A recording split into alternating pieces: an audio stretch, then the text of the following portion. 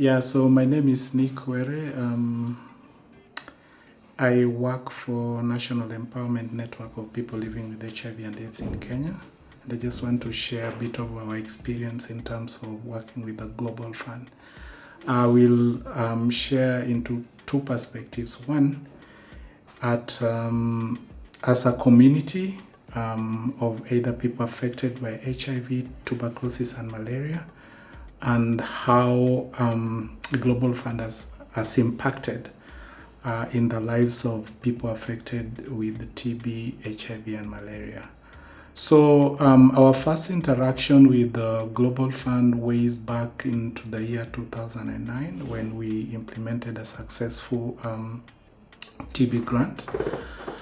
And of course, after that, there's been many calls in terms of response to the three diseases. And to be honest, and in terms of how Global Fund has reached out to our communities of people affected with HIV, TB, and malaria, there has been a major reduction in terms of percentages of people either getting new infection, people dying of HIV, and people dying of tuberculosis. Why? Because Global Fund has availed resources to mitigate the impact of HIV in terms of its prevention. The resources have been availed to buy commodities, what we call prevention commodities. Resources have been availed to scale up treatment and enroll new people on treatment based on different guidelines that are produced by our national government under NASCO, and also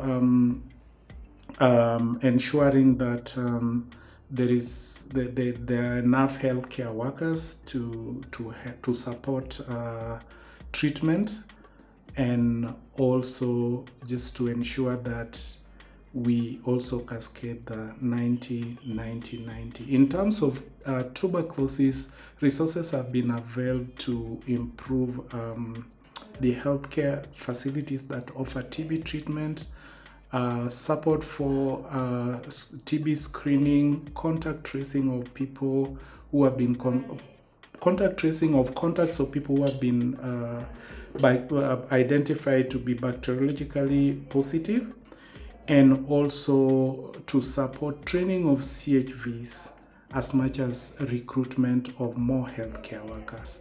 There's been improvement in terms of referrals from community to the facilities, and facilities back to the community. We've seen reduction in terms of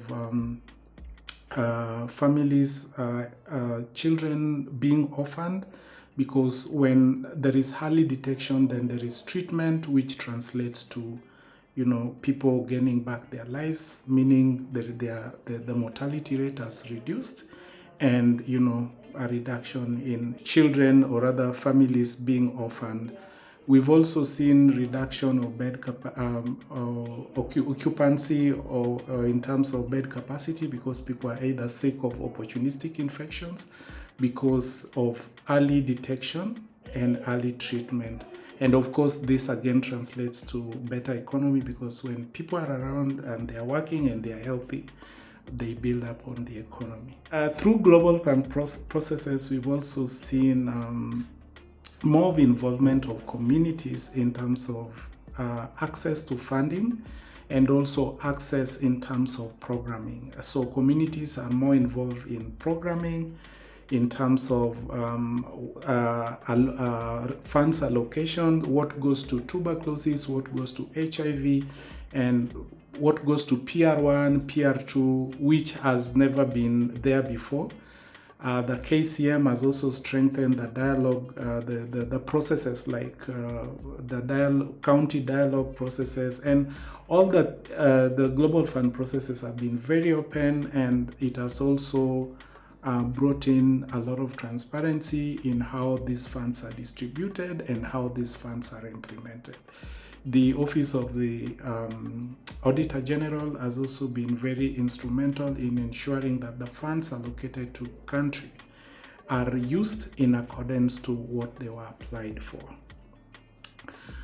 Global Fund has changed lives. Today, millions of people are smiling because of Global Fund, because they can access their ARV treatment, with different programs being implemented, like, today through Global Fund, services are brought closer to the people, meaning if we implement differentiated care model, then our people living with HIV, people affected by malaria, or people affected by TB are actually reached out at the comfort of their homes, and they receive treatment at the comfort of their homes.